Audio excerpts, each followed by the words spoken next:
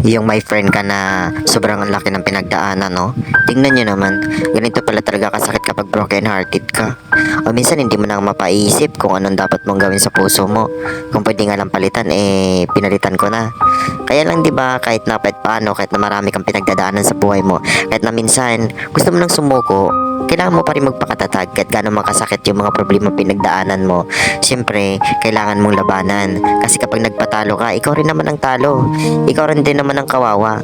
Kaya bandang huli, kailangan mong isiping mabuti kung sa bawat pagpasya mo, kung tama ba. Kung tama ba yung mga pinili mong tao at tama ba yung pinili mong landas. Kasi, ikaw lang din naman ang magsisisi at ikaw din ang magsasakripisyo. Sa buhay kasi natin mga LGBT, kailangan din natin talaga na matutunan lahat ng mga bagay na naranasan natin, lalo na sa ibang tao. Kaya kailangan matapang at matatag tayo.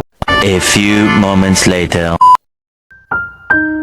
Sagot ba talaga yung alak para pagtakpan yung sakit na naramdaman mo? Yung sakit na idinulot ng ibang tao sa puso mo? Bakit yan lang ba yung dahilan para matuto ka at magbago ka sa lahat ng mga naranasan mo sa ibang tao? Hindi naman sagot yung alak. Kailangan mo lang talaga matutunan at tanggapin yung mga mali na ginawa sa'yo. O nasaktan ka man ngayon, gawin mong inspiration para magiging matibay at matatag ka. Para sa sunod na pagpasya mo, alam mo na kung anong tama at kung anong mali. 'Di ba? Ganun lang naman talaga. Kailangan mo lang igawin inspiration ang lahat ng bagay na masakit para sa'yo. Gawin mong mabuti yung bagay na maling ginawa sa'yo. Ganun lang po tayo lagi.